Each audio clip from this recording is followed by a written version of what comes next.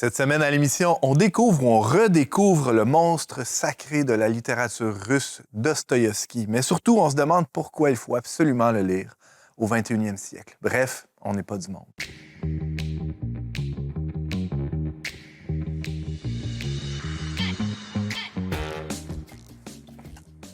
Bonjour à tous, bienvenue à votre magazine Foi et Culture. Je m'appelle Antoine Malenfant, je suis votre animateur pour cet épisode consacré à Fyodor Dostoïevski. Et là, on est vraiment dans Foi et Culture. C'est difficile d'être plus dans notre mission que dans cet épisode où on s'attarde à cet auteur majeur, incontournable de la littérature russe et de la littérature universelle, on doit le dire.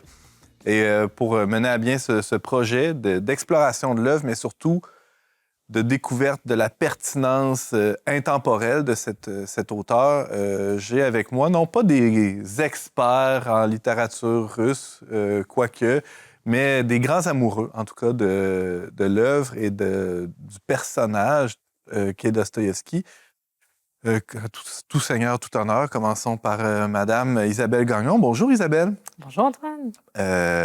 Doctorante en littérature, enseignante aussi à l'occasion de cette même matière, plus spécialisée dans le 16e siècle français, mais quand même grande admiratrice de Dostoïevski. Oui, je l'aime beaucoup. Je l'aime beaucoup. Il y a une place dans mon cœur qui est très importante. Je l'ai lu pour la première fois au cégep et j'en ai lu plusieurs autres par la suite, là, vraiment. On reste marqué? On reste marqué. Ah oui. Je dirais que c'est mon auteur préféré, même si j'étudie le 16e siècle. Je vous expliquerai un peu plus tard, là, mais oui, à suivre. Ça. Merci Isabelle d'être avec nous. Thomas Malenfant, bonjour. Bonjour. J'ai tout de suite pensé à toi quand on a pensé à faire cet épisode-là, parce que tu es mon grand frère, je t'aime beaucoup et je pense à toi à l'occasion. Okay. Mais en lien avec cet épisode, je me souviens que tu m'as souvent parlé de cet auteur que j'avoue ne jamais avoir lu. Et pourquoi, pour toi, c'est un auteur important? Bien, c'est un des auteurs, je ne sais pas si vous en avez des comme ça, mais où vous vous rappelez de où vous étiez quand vous avez découvert cet auteur-là. Moi, je me rappelle encore dans quel parc à Montréal j'étais quand j'ai lu, il y a 20 quelques années, L'Idiot. OK. Et après avoir commencé un peu parce que c'est un des auteurs que je voulais avoir lu. Hein? Oui, il y a des auteurs comme ça que ça commence. On veut avoir lu. Puis je suis à cette étape-là. On se fait dire qu'il faudrait l'avoir lu. Puis j'ai commencé comme ça. Puis c'est pas une mauvaise façon de commencer, mais d'avoir pogné quelque chose vraiment avec cet auteur-là. Plus tard, je verrai des théologiens qui m'ont aidé à regarder son œuvre puis son importance autrement, mais ça a vraiment commencé à une époque où je n'étais même pas du tout intéressé par la foi, d'ailleurs. Henri Lubac, d'ailleurs, dont tu vas nous parler. Hein? Si vous me permettez, oui. Je te le permets un peu plus tard dans l'épisode. Merci, Thomas, d'être avec nous. Chante Paradis, bonjour. Bonjour, Antoine. Première fois, on n'est pas du monde, je pense. Oui, première fois. Grand ami d'amis du Verbe. En tout cas, tu rôdes autour, finalement, mais on n'a jamais eu l'occasion de... Mais là, on a entendu dire que tu étais un lecteur amoureux, toi aussi, de Dostoïevski. Oui, quand même, depuis un certain temps. Là, je me rappelle d'avoir acheté ma première copie de Crime et Châtiment au cégep. OK. Je savais que c'était comme... Quelque chose. Oui, je savais que c'était un des grands auteurs qui sondaient le cœur de l'homme. À l'époque, j'étudiais en littérature à l'université après. Mon auteur préféré, c'était Shakespeare à l'époque. Puis maintenant, je pense pas mal que c'est ex aequo avec Dostoïevski. Il y a un parallèle à faire entre les deux, tu penses? Il y a quand même des parallèles, je dirais, oui. Très différents, mais je pense qu'ils vont tous les deux différemment. Mais c'est deux des auteurs, je pense, qui sondent le cœur de l'homme avec le plus de profondeur, je pense. Ils visent le cœur de la cible. Ils veulent aller... je dirais ça. Aux profondeurs, et pas de faux fuyants. C'est intéressant. Une de nos premières conversations, Antoine et moi, concernait la littérature. Donc, on renouvelle une expérience qu'on a déjà eue, c'est-à-dire parler de littérature avec grand enthousiasme. Posons quelques bases là, pour qu'on sache tous, en tout cas, mettons, pour que moi, je sache au moins c'est qui Dostoïevski, s'il vous plaît, aidez-moi. Quelques éléments biographiques, peut-être. Là, bon, auteur russe, 19e siècle, ses années de vie, c'est 1821 à 1881. 59 ans, il décède, oui. c'est quoi son parcours de vie. J'ai lu, j'ai entendu, j'ai vu dans un documentaire, entre autres, dont je vais parler plus tard, que c'est une vie romanesque. Sa vie elle-même est un roman flamboyant. Compliqué. Compliqué, tout à fait. Il y a tellement d'éléments de sa vie qui se retrouvent dans ses romans. C'est assez surprenant que ce ne soit pas collé sur sa vie, mais que ce soit tellement riche. C'est comme c'est une nourriture pour ses romans, mais c'est pas lui exactement. C'est pas un miroir exact. Donc, il a fait de l'épilepsie dans sa vie. Ça, c'est quand même un gros morceau. Il y avait des problèmes de santé qui étaient quand même majeurs. Puis ça intervient dans différentes œuvres. Il a aussi été un révolutionnaire, une sorte de révolutionnaire en début de vie. Et ce qui est vraiment le plus fascinant, c'est qu'il a été au bagne alors qu'il était censé être fusillé. Puis il y a eu un arrêt. Apparemment, c'était une mise en scène assez fréquente. Il y a eu un arrêt de procédure juste avant la fusillade pour créer un effet un peu de miséricorde. Et ils sont ensuite envoyés au bagne. Et de torture psychologique en même temps. Oui, parce qu'il y en a qui s'en remettaient pas là, de cette expérience-là de pseudo-exécution. Il y en a un qui est devenu fou. Carrément. Mm-hmm. C'est ça. Et ça l'a choqué énormément aussi. Puis ça intervient dans son œuvre. Son expérience au bagne a été quand même... Le bagne, c'est comme des prisons en Sibérie. Goulag. Goulag. C'est des prisons dans le Grand Nord en Russie, très à l'écart. Puis il est revenu de là ébranlé. Mais il s'est mis à l'écriture rapidement après. Donc, il a été officier pendant un certain temps, puis après ça, il s'est mis à l'écriture. Il y a eu des succès mineurs, après ça, un peu moins de succès. Puis avec Crime et Châtiment, il y a comme un certain couronnement qui a été amorcé. Il finit sa vie à ses funérailles. Il y a 30 000 personnes qui suivent ses obsèques. Donc, il y a quand même un succès énorme de son vivant. Il est vraiment... il est couronné de son vivant, ça, on peut le dire. Là. C'est quoi son... Oui, vas-y, Charles. Je sais qu'il y a un avant-après aussi, avant-après le bagne. Absolument. Il y a ses œuvres il a écrit avant... Oui, il a écrit avant le bagne. C'est l'expérience qui est déterminante. Ouais. Et c'est des œuvres... c'est excellent, mais il y a quelque chose quand même de plus profond, de plus tragique, plus existentialiste, je pense, qu'on trouve dans ses œuvres, comme L'homme du souterrain, La maison des morts. C'est tout là qui est écrit comme ces grands chefs-d'œuvre. Ce sont des récits de prison, là, un peu, non? Oui, ça, il décrit un peu de son expérience, là. Au bagne. Ouais.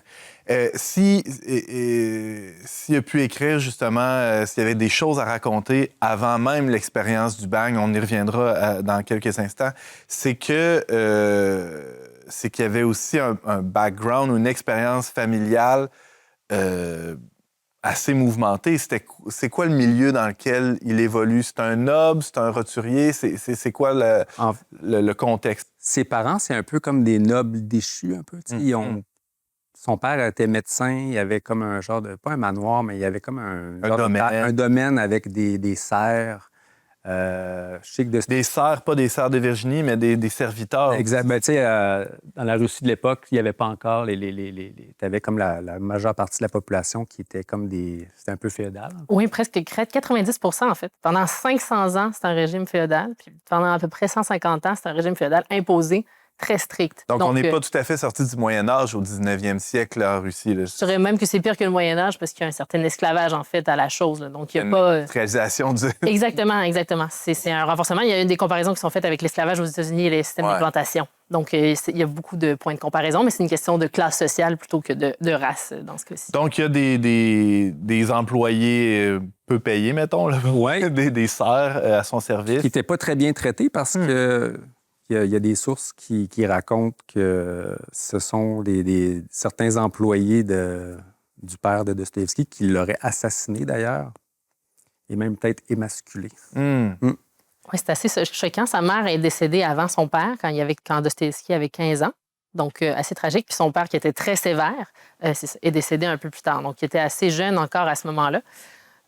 Puis ça l'a profondément marqué, c'est ça. Mais il y a aussi une question de... C'est pas un statut élevé, mais c'est quand même pas... Ils sont pas des serfs eux-mêmes. Fait qu'il y a quand même un certain accès à l'éducation.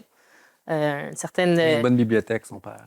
Oui, puis lui-même, Dostoïevski a pu développer une bonne bibliothèque. Il y a eu des enfants également. Il y a eu un enfant d'un premier mariage qui... paraît-il, aurait vendu la moitié de la bibliothèque de Dostoïevski quand il était à l'étranger. Donc, il y a toutes sortes de rebondissements dans sa propre vie. Il a eu 2 autres enfants avec une deuxième femme, donc il était veuf, et avec son épilepsie, avec sa santé fragile, puis une écriture là, quand même abondante. Moi, j'étais surprise d'apprendre qu'il est mort à 59 ans parce qu'il s'est passé tellement de choses dans sa courte vie. perdre ses parents jeunes, après ça, aller au bagne, avoir presque été fusillé, puis avoir eu des échecs littéraires aussi, ça l'a marqué quand même. Là. Il voulait être un grand écrivain assez tôt dans sa vie. Là. Et il avait l'ambition, et il a écrit un journal aussi, son journal d'écrivain, et on découvre tous ses désirs et toutes ses perspectives sur l'écriture qui sont très riches. Donc, c'est pas du tout un écrivain naïf. C'est un projet qui a développé pendant de nombreuses années. C'est quoi le contexte de la Russie du 19e siècle? On vient de parler du système féodal, mais on est encore dans... C'est un empire, c'est les tsars qui sont au pouvoir, c'est... Nicolas Ier, je pense. Oui. Après ça, c'est Alexandre II qui abolit le servage dans les années 1860. Ça, c'est un gros geste. Ça, c'est un passage énorme dans l'histoire de la Russie. Et Dostoïevski, on a dit qu'il avait été au bagne, mais finalement, il est devenu... disons, il a approuvé l'Empire par la suite, puis il s'est attaché à la culture russe et à la religion orthodoxe. Puis quand le servage a été aboli, il y avait des craintes au niveau de la déstabilisation sociale. Disons, le désordre social que ça allait créer. Et chez les jeunes en particulier, il y a eu des grands mouvements en faveur du nihilisme, de l'athéisme, du rationalisme. Donc, c'est toutes les idées libérales de la France, en fait, de l'époque. Qui arrivaient de l'Ouest. Il y avait une fascination. Surtout pour les Russes, pour l'Occident qui, à l'époque, justement, était dans ces idéologies-là, puis les mettait en place. Il y avait une espèce de fascination, une espèce de complexe là, de rattraper le temps perdu au niveau intellectuel même. On pourrait faire une petite comparaison. C'est quelque chose qu'on comprend ici. Le Québec était rural pendant plus longtemps que d'autres endroits. Ben, c'est un peu la même chose en Russie. Hein, le servage, c'était 90 quasiment de la population. Donc, il y avait un petit complexe, je pense, d'infériorité des Russes au niveau intellectuel. Le reste de l'Europe. Dostoïevski va à la rencontre de ça et lui, en fait, il critique cet attachement à l'Europe plus qu'à la Russie. Mais au départ, il y était attaché. Oui. Jeune. Il est entré dans cette fascination. Absolument. Oui. Il faisait partie un peu de ces genres de petits révolutionnaires qui se rencontraient un peu...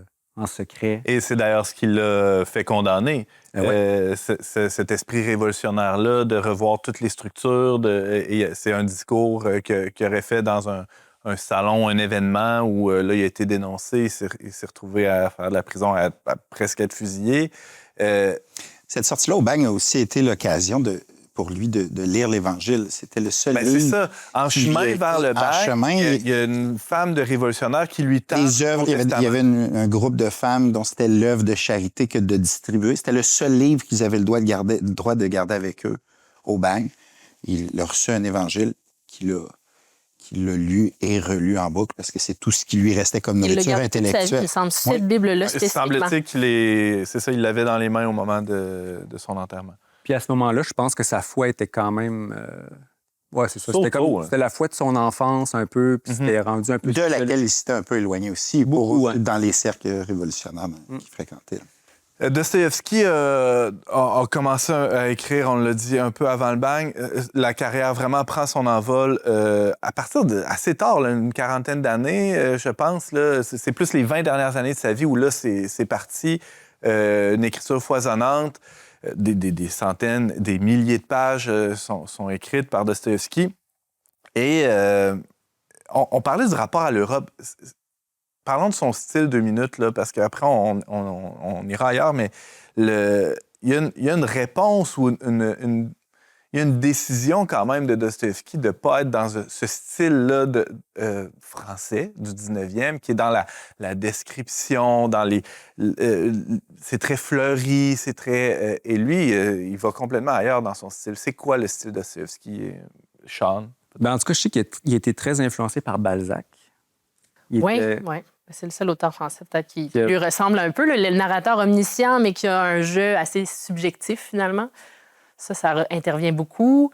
Mais il se distingue aussi des autres auteurs russes, je dirais, parce que il y a des romans à thèse dans la littérature russe et il s'éloigne complètement de ça. Donc, il crée ce qu'on appelle le roman polyphonique. C'est vraiment, il insiste sur les voix individuelles de chaque personnage. Puis, on tombe vraiment dans une fiction où est-ce qu'on a l'impression que les personnages vivent par eux-mêmes. Tellement ils sont distincts les uns des autres, tellement ils présentent des idées opposées. puis qui ont même des dialogues qui sont crédibles. Donc, des chrétiens qui parlent avec des athées, puis qui ont des vraies discussions qu'on pourrait voir aujourd'hui. Là. Je veux dire, c'est vraiment... Ça a de la substance. Là.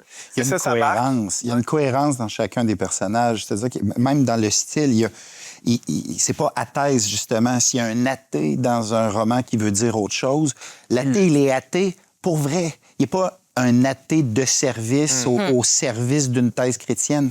Il est athée pour vrai, en lui-même.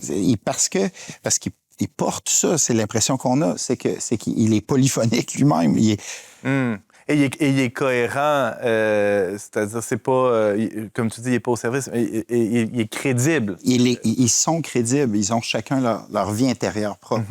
Et c'est ce qui en fait, on y reviendra peut-être, un des grands influenceurs de la psychologie même qui va se développer dans les années suivantes parce qu'on rentre dans le fort intérieur de chacun des personnages. Sean, t'allais dire? Ça va, non? Ça va, finalement, non.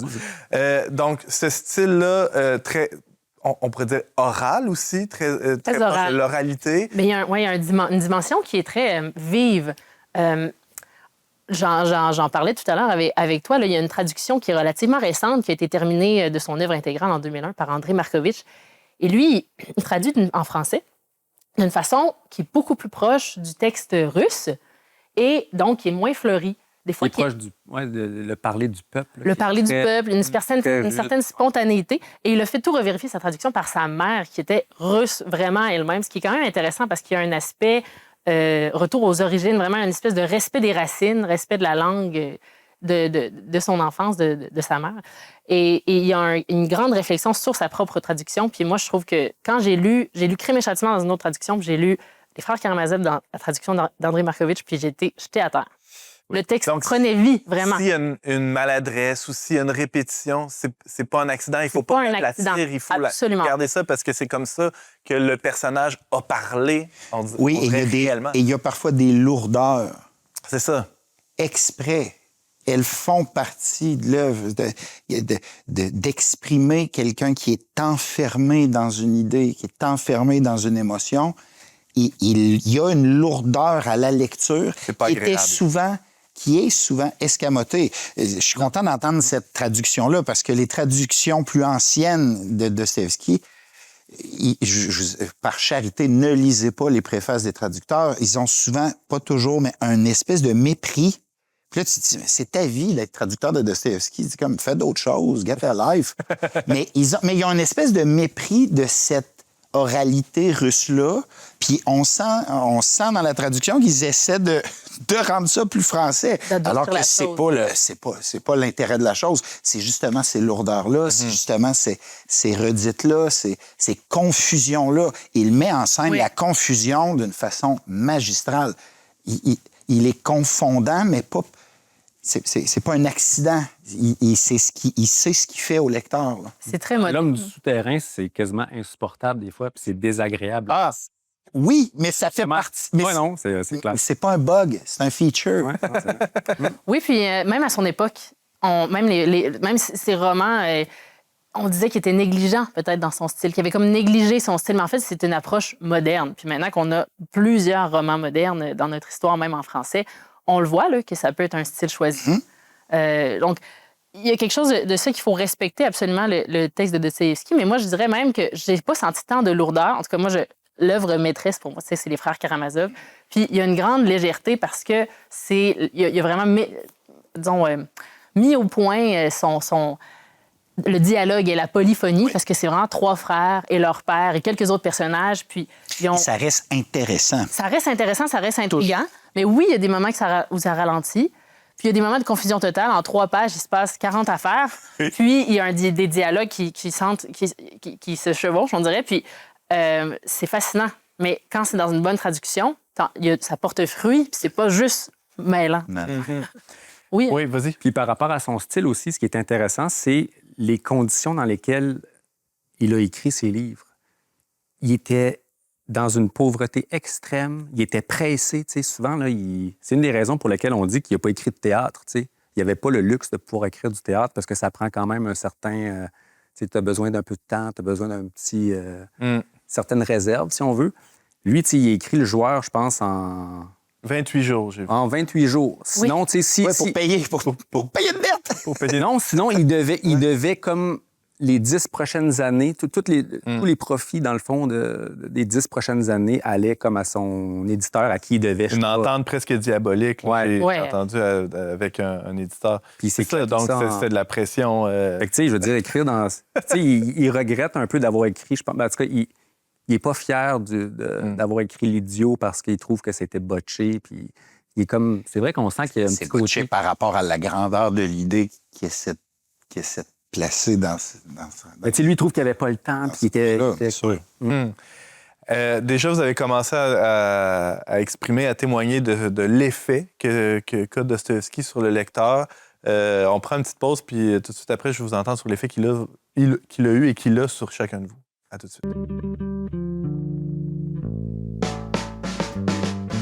On n'est pas du monde est une émission produite par l'équipe du magazine Le Verbe. Pour vous abonner gratuitement et recevoir 8 numéros par année, visitez leverbe.com/abonnement. De retour à On n'est pas du monde, on parle aujourd'hui de Fyodor Dostoïevski, cet auteur incontournable de la littérature russe. Et avec Isabelle, Thomas et Sean, on explore un peu qui est cet auteur, mais davantage quel effet ou quelle pertinence il a aujourd'hui. Tu as évoqué les frères Karamazov comme étant ton œuvre préférée, Isabelle. Qu'est-ce que ça t'a fait de lire les frères Karamazov? Pourquoi tu nommes ce titre-là en particulier? Je l'ai lu un peu après ma conversion. Puis, je savais que c'était un texte, je pense même que Sean m'en avait parlé, qui était marquant pour un chrétien. T'avais quel âge, là, à l'époque? Honnêtement, là, en ce moment, je devais être à la maîtrise, donc à peu près il y a 6 ans. Jeune vingtaine. Jeune vingtaine, c'est ça. Parce que là, je suis vieille vingtaine. C'est ça. Et puis, j'ai été comme subjuguée. Je le lisais dans une... En plus, pas de ces éditions-là, ça, je l'ai acheté par la suite, mais les œuvres complètes, la seule que je trouve à la bibliothèque, une espèce d'énorme brique. Là, je lisais ça dans le métro, là, à Montréal, là, de même. Tome, en un tome. Ah. Oui, il y a une brique, là. Mais il y avait d'autres livres dedans, là, tellement c'était gros. Là. Donc, puis c'est énorme. Mais je voulais tellement le lire là, que j'étais là. Je voulais le lire à la maison, mais là, j'étais là, faut que je l'amène dans le métro, peu importe la taille du volume. Bref. Puis, ça m'a jeté à terre parce que j'ai trouvé ça... j'étais comme l'œuvre totale. Donc, je me disais, c'est ça. Ça, c'est l'œuvre chrétienne. Pour moi, c'était comme... Il y avait quelque chose de vrai, il y avait quelque chose que j'avais jamais lu avant, qui présentait un dialogue avec toutes sortes de pensées intellectuelles qui peuvent répondre au christianisme, parce que je considère que la foi chrétienne, c'est une foi intelligente. Puis, ça demande beaucoup, beaucoup de réflexion pour finalement aller à la rencontre de toutes les questions qui peuvent survenir quand tu as un parcours de foi, quand tu as un parcours de conversion, sur le sens de la vie, sur le bien, le mal. La liberté. La liberté. Donc, dans les frères Karamazov, il y a un des frères, Ivan, qui lui, est athée. Puis, il considère que, justement, on peut faire ce qu'on veut parce que Dieu n'existe pas. Donc, ça, c'est une question fondamentale dans le récit. Et un de ses frères qui veut entrer dans la vie religieuse. Donc, complètement la vision opposée. Et il entre en dialogue d'une façon très intéressante. Là, le passage du grand inquisiteur qui est souvent cité, qui est comme une espèce de petite bulle, là, un exercice de pensée à l'intérieur du roman. Et c'est fascinant. Moi, ça m'a vraiment interpellée. Je ne savais pas que ça se pouvait, un texte comme ça, aussi achevé, aussi complété et offert au monde, comme ça. C'est son dernier texte, d'ailleurs. C'est son dernier texte, juste C'est avant. pas terminé, d'ailleurs. Je pense qu'il était... Ouais, j'ai vu ça. Il restait des choses à... Il aurait pu avoir une troisième Comme section. Ivan, tu sais, qui allait peut-être se convertir, ou en tout cas... Oui, bien, c'est sûr qu'il y a des choses qui sont laissées en suspens. Probablement qu'il l'aurait continué. C'est vrai que je ne savais pas ça. Mais il y a des choses à compléter. Mais c'est complet, là. Je veux dire, c'est complet. C'est monumental comme œuvre. Là. C'est incroyable d'avoir réalisé un tel. Donc, si je peux résumer l'histoire, tant qu'à en parler tant que ça. Donc, les trois frères, hein, Dmitri, Alexei et Ivan, qui sont fils d'un Fyodor. Et lui, il meurt, on le sait rapidement. Puis c'est une question de savoir, c'est intriguant, qui l'a tué. Mais c'est un roman immense. Puis il n'est pas juste question de la mort de Fyodor, il est question de toute leur relation intrafamiliale. La relation avec les domestiques, Grigory, Smerdiakov. Et il y a toutes sortes de questions sur la foi aussi, parce qu'il y a aussi un starets, qui est un religieux, une sorte de religieux russe qui intervient, qui est le mentor d'Alexei, qui est un saint, mais qui, en fait, c'est toute une question qui est mise en œuvre, c'est est-ce que la sainteté, on peut la percevoir sur Terre? Qu'est-ce qu'un saint, qu'est-ce qu'un monstre? Est-ce qu'il n'y a pas un peu des deux dans chacun de nous? Non? Ça fait pas partie En tout cas, pour Dostoïevski, je pense qu'Ivan, Alyosha, c'est comme des parties de lui? Oui, je pense que oui, ou à différentes parties de sa vie. Je pense que c'est quelqu'un qui doutait beaucoup à certaines périodes de sa vie.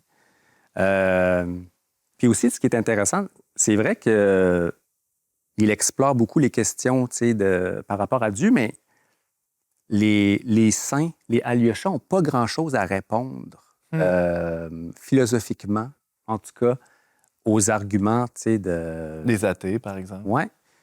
Et c'est quelque chose qui lui a été reproché parfois là, par certains critiques qu'il donne beaucoup de force à... Il est même réputé pour ça.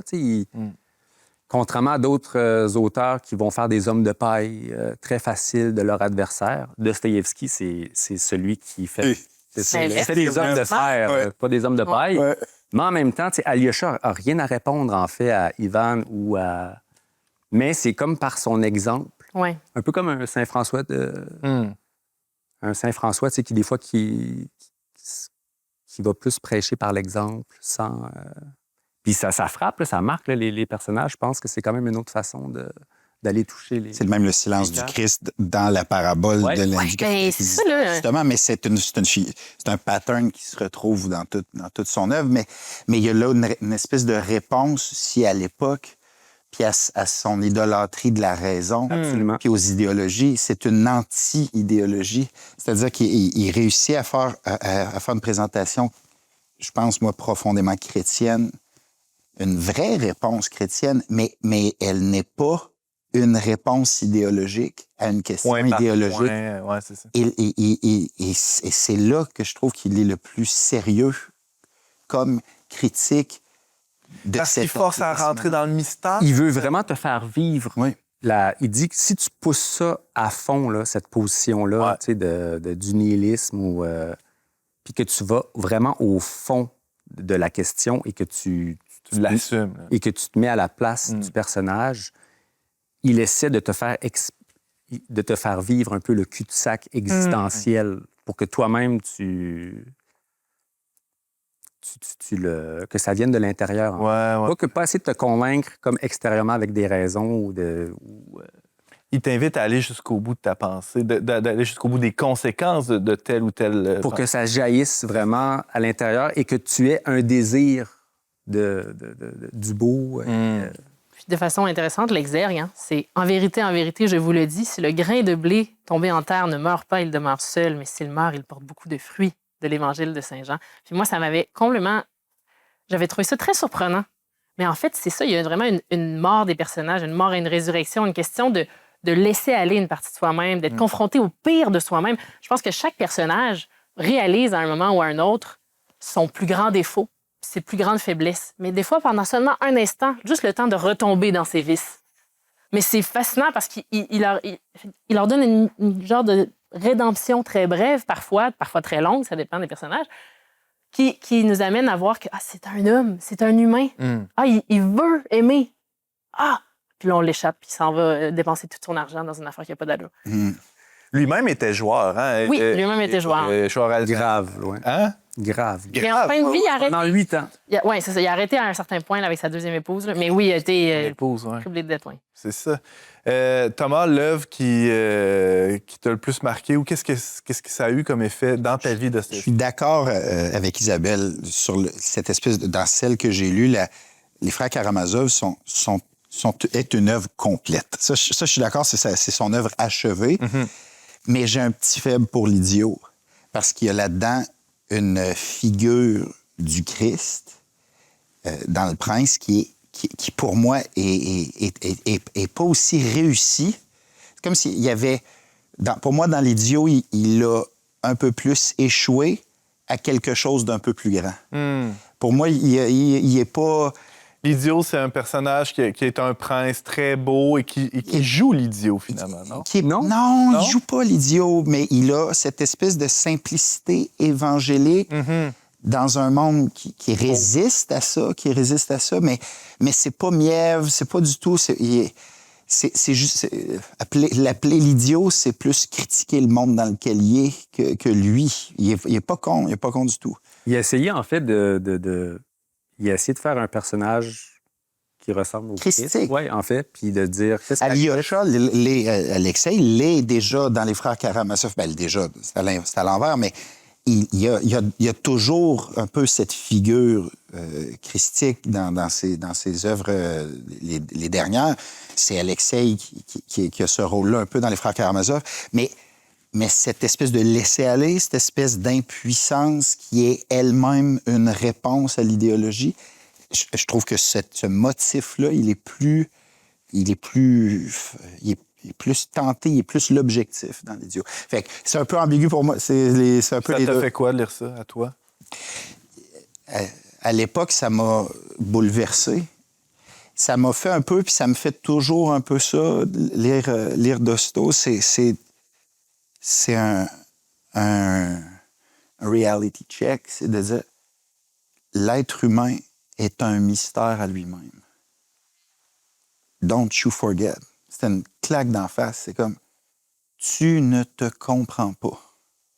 Par en haut et par en bas. C'est tous ces personnages. Tout est au service, pour moi, de ce mystère-là.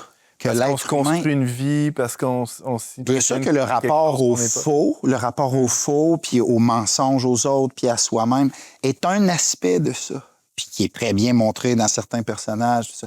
Mais c'est même pas le seul. C'est le constat pour tous ces gens-là, tout le temps, qui sont libres, puis que ça les dépasse. Ça les dépasse. Et qui traînent des culpabilités infinies, oui, mais que c'est plus... que cette liberté-là est plus grande qu'eux, à quelque part. Dans leur vicissitude, dans leur rédemption aussi. Et pour moi, c'est là, puis c'est un peu plus tard, c'est sûr que c'est l'effet que ça me fait, puis que ça fait toujours. Mais c'est sûr que dans le livre de Lubac, que j'ai lu quand même un peu plus tard, Henri Lubac, théologien français qui a écrit ça au début du 20e siècle. Et lui présente Dostoïevski comme une réponse aux trois grands humanismes athées qui, selon lui, prophétisent déjà, vont mettre au monde le 20e siècle. Puis lui écrit ça dans la guerre, dans la montée du nazisme, tout ça. Fait que pour lui, c'est le nihilisme de Nietzsche, le positivisme, le scientisme d'Auguste Comte, puis la vision, l'idolâtrie de l'histoire de Feuerbach, qui est derrière Marx. Puis derrière ces trois grandes menteries-là de l'être humain qui se met lui-même à la place de Dieu, qui s'oppose en idole totale, Dostoïevski vient répondre en disant cette volonté-là que tu affirmes dans le nihilisme, cette connaissance que tu mets au-dessus de tout dans le positivisme, puis cette espèce d'être ensemble que tu mets comme but de l'histoire, tu sais pas sur quoi tu es assis. Il le montre. Tu peux pas te faire une idole de l'humain.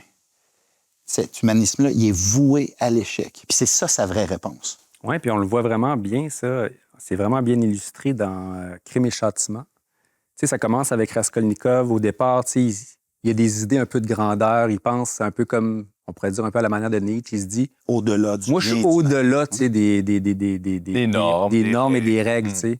Puis il dit, les grands hommes comme les Napoléons et les Jules César, eux peuvent transformer le monde et... ont la responsabilité de le faire. Exactement. Puis ils s'enfargeaient pas les pieds dans les fleurs du tapis. La moralité, c'est pas pour eux. Il fallait éliminer quelqu'un sur le chemin de cette grandeur-là, aucun problème. C'est ça. Puis lui, il y a un problème qui lui permet un peu de tester cette idée-là. Tu sais, il y a sa sœur qui est obligée de se marier avec un homme riche pour aider un peu la famille qui a des soucis financiers. Tout le monde a tout le temps des problèmes d'argent. Ouais. Oui, mais lui-même est très pauvre. Un étudiant a dû lâcher l'école parce qu'il n'y avait pas assez d'argent. C'est tellement de fun d'avoir ça. Oui, continue.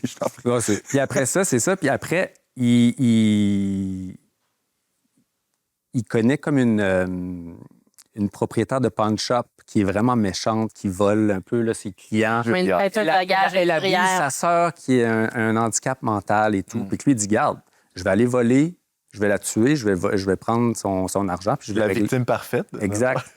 Puis là, bon, il la tue. Mais ce qui est vraiment intéressant, contrairement à d'autres romans policiers où il y a un meurtre et tout ça, et on découvre à la fin qui est le meurtrier. On le sait direct au début, tu sais. Puis l'histoire, c'est, après avoir tué la dame, Raskolnikov tombe dans un univers phénoménologique, existentiel, complètement différent de ce à quoi il s'attendait, tu sais. Il est hanté. Il tourne en rond, même. Oui, mais dans la ville de Saint-Pétersbourg, mais tu sais, il est dans sa vie aussi, tu sais, c'est ça. Oui, puis de penser qu'il pouvait tout prévoir, tu sais, puis de savoir à partir de ses petites idées, qui d'ailleurs est le prix de d'autres penseurs. C'est même pas original, là, tu sais, d'avoir pensé à ces choses. Pas si grand que ça. Non. Et c'est ça. Puis là, il se retrouve dans cette condition de culpabilité, d'avoir fait le mal. Puis là, c'est que ça montre un peu là, les aboutissements de... Ouais, c'est... Est-ce qu'il y a une rédemption pour Raskolnikov? Oui, il y a une rédemption. OK. Puis ce qui est intéressant, c'est que Raskolnikov, c'est aussi peut-être une continuité de L'homme du souterrain, où on montre peut-être encore plus en détail là, L'interne, oui. Ouais. Le discours interne. Ouais. Ouais. Prend toute la place dans le Exact. Tu sais, dans les carnets du souterrain, je pense que Dostoïevski, il montre plus l'aspect psychologique et il décrit peut-être mieux Et ça a l'avantage aussi que c'est pas un meurtrier.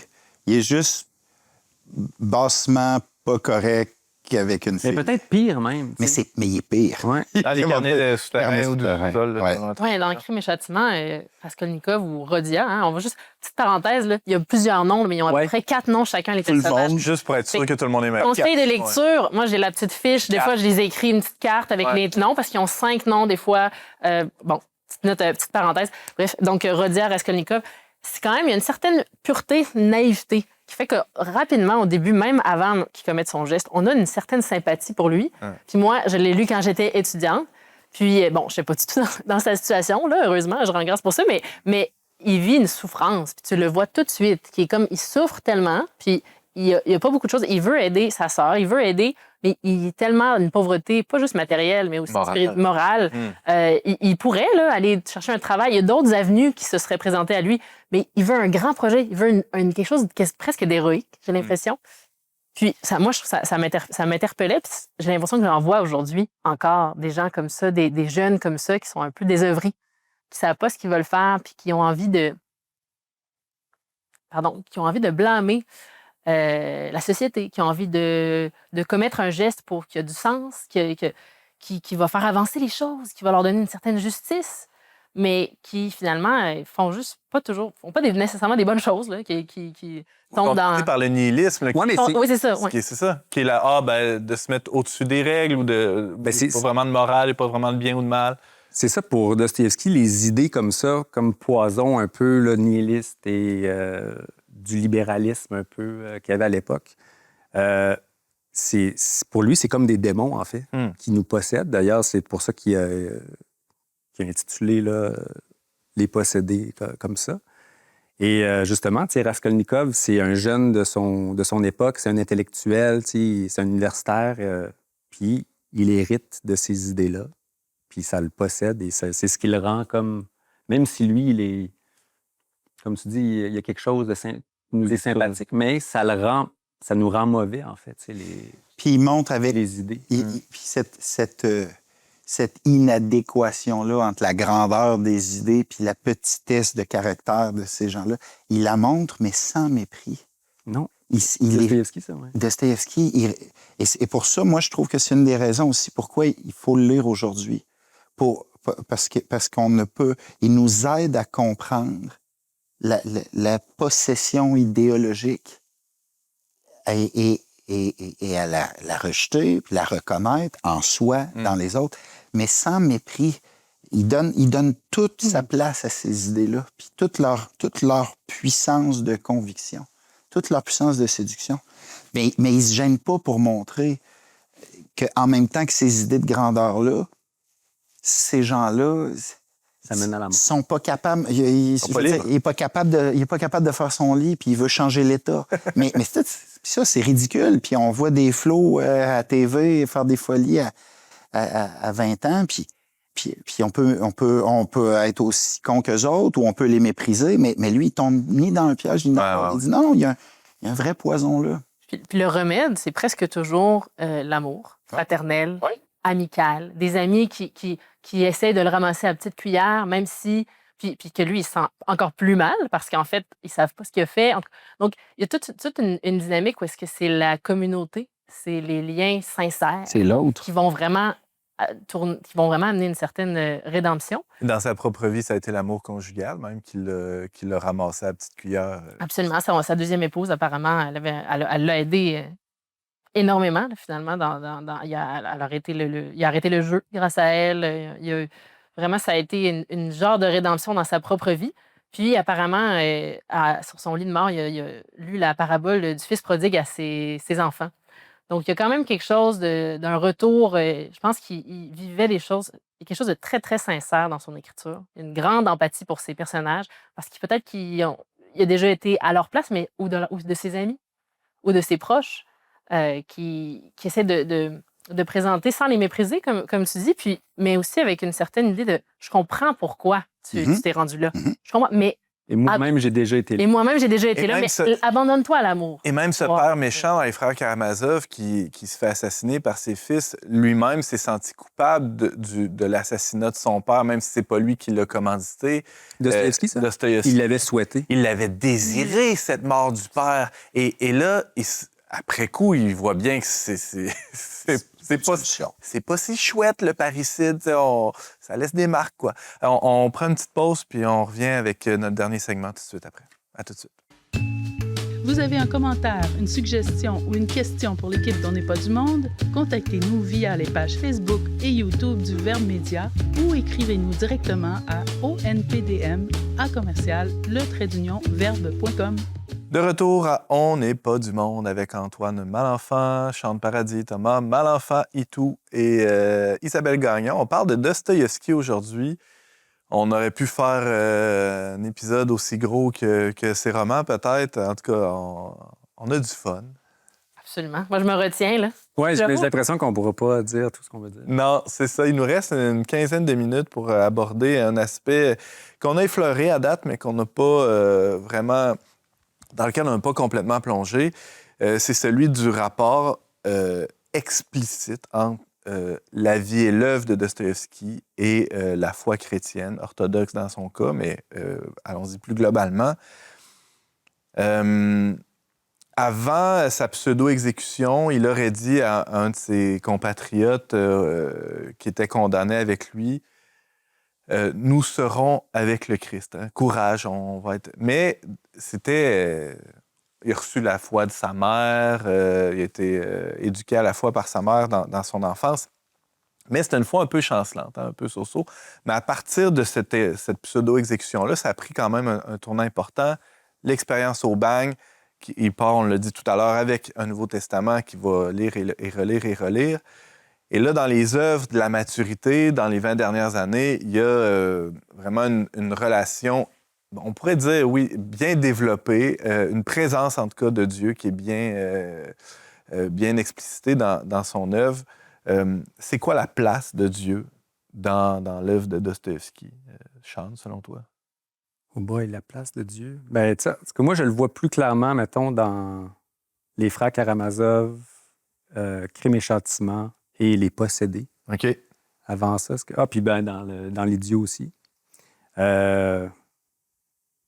Puis chaque œuvre, j'ai l'impression, comme le présente différemment. Si on regarde Crime et Châtiment, je pense que Dieu, c'est comme un peu le fondement de... Parce que là, tu sais, dans ce livre-là, il enfreint comme... Loi morale première. Oui, tu ne tueras pas ton prochain. Fait que là, bon, premièrement, qu'est-ce qu'un crime? Après ça, est-ce que tu enfreins une certaine justice? Puis après ça, il y a une certaine responsabilité. S'il y a une culpabilité, une responsabilité, il y a un certain châtiment. Est-ce qu'il y a une punition? Après ça, est-ce qu'il y a un pardon? Est-ce qu'il y a... Fait que, tu sais, je pense que Dieu, dans l'œuvre, c'est un peu là, le cœur ou le socle un peu de la morale. Ouais. Puis, tu sais, si Dieu n'existe pas, tout est permis. On sait que c'est lui qui a dit ça aussi. Non, je ne savais pas. OK. C'est quelque chose qui est encore présent aujourd'hui. Je pense qu'il y a des gens qui assument même maintenant cette position-là. Tout est permis. Donc, c'est très étrange de constater qu'ils voyaient dans des balbutiements d'athéisme généralisé, finalement, des phénomènes qui se sont avérés réels. Donc, ils critiquent même le socialisme, ce qui est intéressant, mais parce que le socialisme voit l'homme comme fondamentalement bon. Donc, qu'il n'y a pas de défaut, il ne peut pas faire le mal. Donc, il y a quelque chose d'un peu... Tu sais, c'est une bien-pensance, c'est un peu comme... ce serait le fun que ce soit comme ça. Mais étant donné la réalité des hommes, qui, lui, décrit d'une façon crédible, en entrant dans la psychologie, il essaie de nous montrer que sont dignes d'amour, les humains, malgré le fait que ça, c'est pas vrai. Ce mensonge-là est peut-être pas vrai, ou que la science ne peut pas régler tous nos problèmes. Puis encore aujourd'hui, c'est des choses, c'est des idées qui combattent grandement l'avancement du bien, on va dire, dans la société, parce que la science, c'est super, mais ça ne crée pas des biens moraux à partir de la matière. Il était lui-même socialiste avant le bang, puis quand il est revenu du bang, il aurait dit, il aurait regretté que le socialisme russe, durant ces années de détention, c'est comme dissocié ou distancié de la foi chrétienne, hein, parce qu'il y a eu comme une séparation qui s'est opérée, puis il a vraiment regretté ça, puis il dit, ben non, ça marche pas, là, parce qu'on s'en va droit dans le mur. Mais je voulais juste comme ajouter un peu à ce que Isabelle vient de dire. Ouais. C'est ça, parce que là, tu me refais penser, là, les socialistes de l'époque, en fait, là, comme Fourier et tout, avec lui, il avait l'idée comme d'un palais de cristal, là, qu'il appelait, là. Et il pensait vraiment que si on optimisait la condition de l'homme extérieurement, sociologiquement, la société serait parfaite. En fait. Il n'y aurait plus de bugs, il n'y aurait plus de crimes, il y aurait plus de mal. Le mal, exact. Puis Dostoïevski, lui, trouve ça absolument ridicule. Puis il dit non, même si tu avais, c'est ça dans L'homme souterrain, il dit même si tu avais comme une personne qui avait tout réglé, la richesse, tu règles tous ses problèmes, il va quand même trouver une raison, juste comme de tout casser. Ouais, juste parce qu'il peut le faire. Puis ça, il dit, ça ne se prévoit pas, c'est pas déterminé par les sciences, puis c'est ce qui montre que, il y a une liberté. Et, Est-ce que c'est ça qu'il appelle la vie vivante, cette espèce de condition ou de... Il essaie de mettre en scène la vie vivante, beaucoup l'excès, la passion, le débordement. Des fois, ça vire au sabotage, là, comme le joueur. Non? Mais pour moi, c'est des outils pour lui, je pense. Oui, vas-y. Pour explorer ce mystère-là, le fait que l'être humain s'échappe à lui-même. C'est des cas limites qui le montrent de façon évidente, mais il est capable de le démontrer dans la niaiserie d'un souper social où quelqu'un a regardé quelqu'un d'autre un peu croche. Puis il va le décrire, l'effet que ça me fait, la déception que j'ai que ça me fasse cet effet-là, le refus que j'ai de ça, libre, mais la liberté que je n'ai pas que ça me fasse cet effet-là, avec la même acuité que la hache d'en face de l'autre, là, que le meurtrier, là, tu sais, c'est pas... Fait que c'est pas... Pour moi, c'est vrai que c'est une écriture qui est souvent dans l'excès, mais pour moi, c'est un moyen pour lui d'arriver à ce nœud-là. Oui, puis même pour les gens qui sont comme dans l'ordre d'une certaine bureaucratie, qui sont des officiers, qui sont des gens aisés, souvent, ils ont l'air un peu plats, finalement. Ils semblent faire tout pour éviter l'inconfort, la pauvreté et la mauvaise situation sociale. Donc, ça fait des personnes que, chez Dostoïevski, c'est pas des personnages intéressants. Ils sont intéressants, mais dans le sens que on voit que... Ils Ils ont un sont esprit craintifs. bourgeois. Ils ont un esprit bourgeois, sont craintifs, sont pas engagés dans un sens de la vie. Ils s'intéressent pas à la philosophie. Souvent, c'est des personnages qui vont être un peu...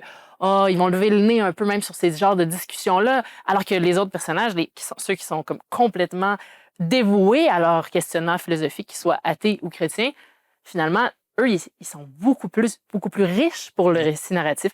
Et dans Les Frères Karamazov, je pense que ça vaut quand même la peine de parler du passage du Grand Inquisiteur, parce que c'est un peu un passage mythique. Pendant des années, je me demandais de quoi il s'agit. C'est donc, mais c'est fondamentalement, c'est Jésus qui revient sur Terre, à Séville, au 16e siècle, et comment on l'accueille. Puis, il y a le Grand Inquisiteur en question accuse Jésus de nous avoir donné finalement trop de liberté, notre libre arbitre, et lui dit, il l'accuse, tu ne peux plus rien nous dire pour nous laisser notre liberté au moment de l'Évangile. Et il va peut-être le condamner finalement, il le laisse partir après un geste. Bon, je cache le geste quand même parce que je veux laisser un peu de mystère. Mais, gâché, ouais. mais c'est un passage vraiment fort où est-ce qu'on se demande, si Jésus venait ici aujourd'hui, qu'est-ce qu'on ferait? Est-ce qu'on le reconnaîtrait? Et est-ce qu'on lui ferait des reproches pour passer comme le gentil? Finalement, le Grand Inquisiteur, c'est un chef qui veut le bien qui veut le bien à ce moment-là, mais qui fait le mal. Parce qu'il refuse finalement celui qui a le plus grand amour. Mais, oui. Ouais. Vas-y. C'est parce que justement, le Grand Inquisiteur, ce qu'il reproche à Jésus, c'est de dire, en donnant la liberté aux êtres humains, nécessairement, il y a des gens qui font le mal après. Et juste les enfants qui souffrent dans le monde. Yvan, c'est son gros... C'est le scandale. C'est le scandale, là, de voir que... Un argument qu'on entend encore aujourd'hui. 150 ans plus tard, régulièrement. Ouais. C'est l'argument le plus fort là, Absolument. contre... Comment Dieu peut être insensible à tes faits de souffrance. Et c'est là que... Oui, Ouais, excuse. mais c'est là que Dostoïevski... La question, c'est pas tant quelle place a Dieu dans son œuvre, mais quelle place a le Christ. Parce qu'il n'est pas théiste. Comme, malheureusement, l'était beaucoup, en tout cas dans le discours de chrétiens de cette époque. Mais ce théisme-là, cette vision d'un Dieu un peu abstrait... ne tient pas la route face aux idéologies. Il n'est pas déiste, exactement. Mais il y avait une version chrétienne de ça un peu. Mm-hmm. Mais lui, la figure centrale pour lui, c'est pas à proprement parler la figure de Dieu, c'est la figure du Christ. C'est le Christ qui l'obsède. C'est Dieu descendu dans l'histoire, qui embrasse le problème du mal, qui l'a dans sa chair. Et c'est ce Dieu-là qu'il présente. C'est ce Dieu-là qui l'obsède. T'allais-tu dire autre chose sur le passage du Grand Inquisiteur? Oui, j'allais dire que... Ah oui, c'est ça. Ivan, dans le fond, je sais pas comme ça, Ivan, lorsqu'il... Dans le fond, je ne sais pas s'il le lit à Alyosha ou il lui raconte. Il lui raconte vraiment. Pendant qu'il déjeune ou quelque chose. Mais tu sais, ce qu'il dit, c'est qu'en donnant la liberté et en permettant aux hommes de faire le mal et de torturer, mettons, des enfants, ça, c'est pire même. Ça fait que Dieu, non seulement... Tu peux dire d'une part, le mal existe, donc Dieu n'existe pas. Ou tu peux dire, Dieu existe, puis c'est vraiment comme un Dieu horrible et... tortionnaire. Oui, puis c'est encore pire. C'est ça un peu le problème de Ivan et le Grand Inquisiteur. Donc, il se dit, vaut mieux enlever la liberté et donner, que tu aies le ventre plein, que tu aies tout ce qu'il faut, mais que tu n'as pas à faire de choix, que tu n'as pas à avoir de combat. Puis que Il lui dit, le Grand Inquisiteur, à Jésus, il dit... Et puis, qu'est-ce que tu pourrais dire? Je ne le sais que trop, ce que tu diras, et même tu n'as pas le droit d'ajouter un seul mot à ce que tu as déjà dit. Pourquoi es-tu venu nous déranger? Parce que tu es venu nous déranger, et tu le sais. C'est quand même... Il y a une espèce d'arrogance aussi de... la vie continuait. On ne s'attendait pas à ce que tu reviennes. Puis c'est vrai qu'il y a comme un choc dans la lecture. Tu te dis, pourquoi il reviendrait? Mais en même temps, s'il revenait, moi, en tant que lecteur, on se demande, est-ce que moi, je l'accueillerais? Est-ce que moi, je serais capable ou est-ce que je ferais la même... Est-ce que je le reconnaîtrais même pas puis je lui dirais, on est capable de faire le bien sans toi maintenant? Ou j'essaierais de me justifier de ma vie. Wow, tant de questions et bien d'autres peut-être qui sont restées dans notre cœur durant cette heure. Merci à vous trois pour cette discussion très riche sur Fiodor Dostoïevski.